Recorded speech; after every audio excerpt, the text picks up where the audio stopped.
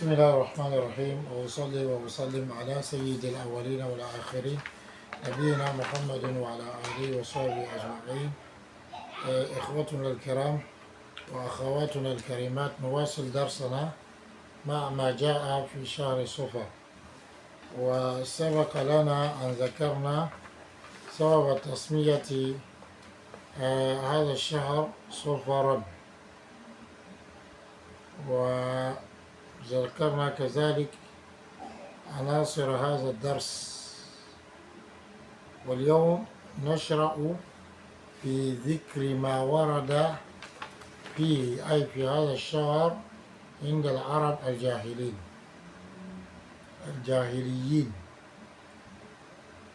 كان لهم في شهر صفر منكران: الأول التلاعب فيه تقديما وتأخيرا، والثاني التشاؤم فيه. من المعلوم أن الله خلق السنة وعدة شهورها 12 شهرا، وقد جعل الله تعالى منها 4 حرم حرم فيها القتال تعظيما لشأنها، وهذه الأشهر هي ذو القعدة وذو الحجة محرم ورجب. وقد علم المشركون ذلك، لكنهم كانوا يؤخرون فيها ويقدمون. ومن ذلك أنهم جعلوا شهر صفر بدلا من المحرم، وكانوا يعتقدون أن العمرة في أشهر الحج من أفجر الفجور.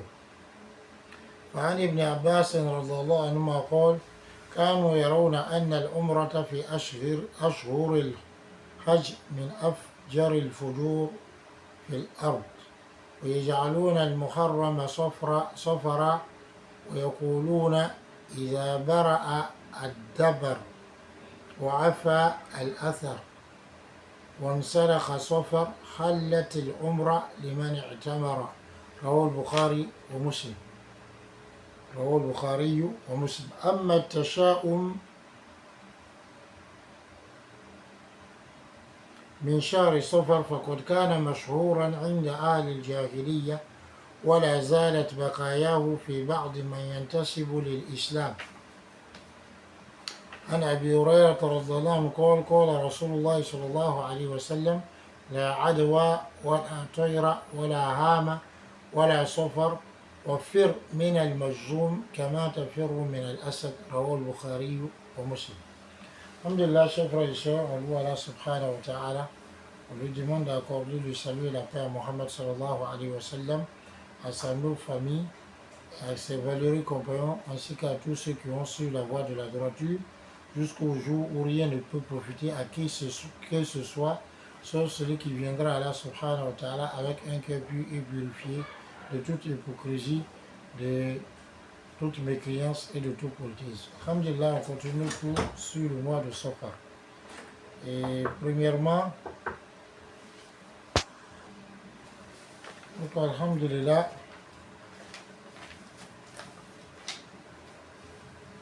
après avoir donc dit ce que c'est que le mois de Safar et pourquoi il a été nommé ainsi, et énumérer les points qu'on va voir dans ce cours, aujourd'hui nous sommes au point 1, qui est ce qui a été rapporté au sujet du mois de Safar chez les Arabes paganistes, donc du paganisme.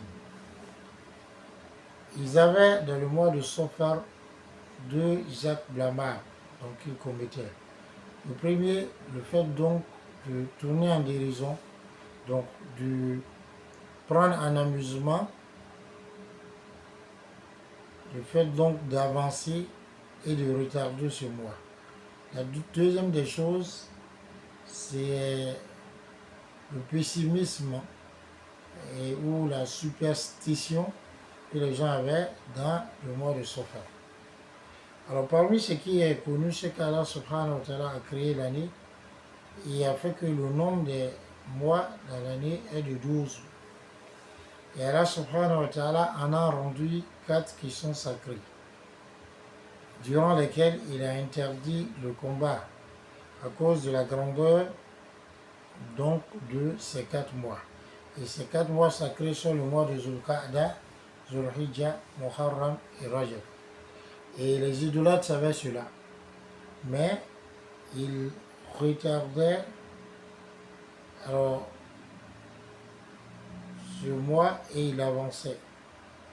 Et parmi cela, ce qui faisait du mois de Safar, celui de Muharram, c'est-à-dire remplacer le mois de Muharram par Safar.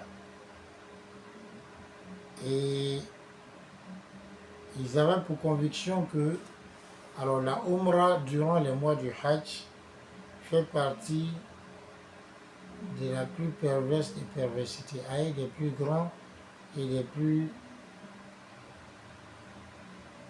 grands des péchés, des plus grands des péchés et des plus mauvaises choses. Donc, ces mois-là, c'est quoi? C'est Shawwal, Zulqa'da et Zulhijjah. Ce sont les mois du Hajj. Même si le mois a lieu, le Hajj a lieu dans Zulhijjah. Alors, d'après, et ça c'est ce commentaire que les savants ont donné en disant, c'est un savant, donc le Hajj Ashurum Ma'lumat, le Hajj c'est des mois bien déterminés. C'est-à-dire qu'on peut donc prendre le ihram du Hajj durant ces mois-là. Mais le Hajj lui-même se fait dans le mois de Zulhijjah. D'après Ibn Abbas, le prophète il dit que les gens voyaient, les Arabes voyaient que le fait d'accomplir la Umrah dans le mois du Hajj faisait partie des pires des péchés, donc des plus perverses des perversités sur la terre. Il faisait du mois du Muharram Safar, c'est-à-dire il remplaçait Muharram par Safar. Et il disait lorsque les bêtes, c'est-à-dire les chameaux seront guéris, c'est-à-dire les plaies des chameaux, puisqu'ils voyageaient beaucoup dans le mois donc, de Safar. Et donc, à cause des charges que les chameaux portaient, ces charges-là leur laissaient donc des blessures. On disait lorsque ces blessures-là seront guéries et que alors les traces des chameaux seront effacées,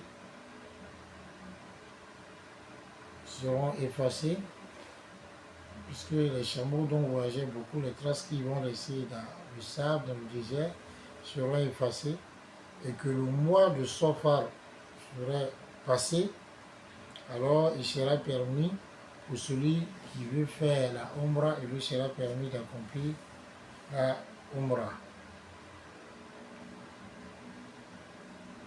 Le hadith est rapporté par le Bukhari Muslim. Quant à la superstition, ou donc ce qu'on peut appeler autrement le pessimisme, donc c'est en fait le fait que quelqu'un, par ce qu'il voit ou ce qu'il entend, ou par certains mouvements ou certains signes, il croit que des mauvaises choses vont arriver. Et les Arabes le faisaient dans le mois de Safar, donc les paganistes, et cela était quelque chose de populaire chez eux, chez les gens du paganisme. Et on ne cesse donc de voir les restes donc de cette croyance-là chez certaines personnes qui se réclament de l'islam. D'abord, Abu Huraira, le prophète a dit, il n'y a ni contagion ni toïra. La toïra c'est quoi?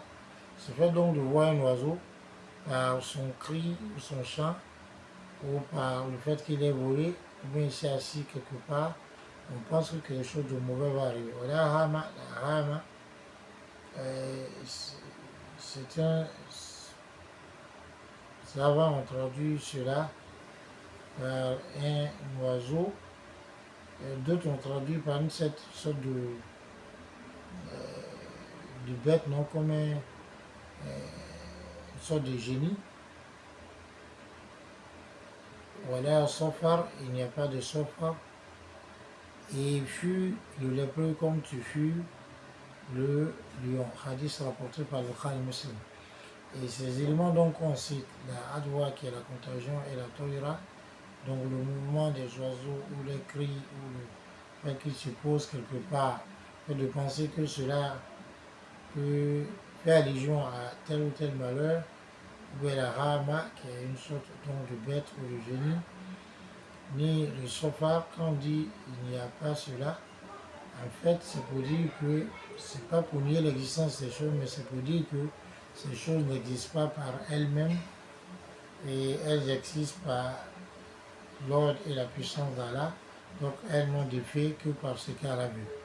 Et maintenant, quand on dit de fuir de lépreux comme on fuit le lion, ici donc il s'agit de prendre ses précautions.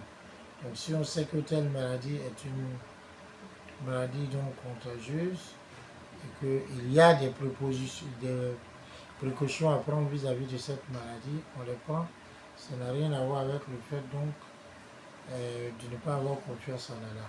Quand nous accorde la bonne compréhension, assalamu alaikum wa rahmatullah wa barakatuh.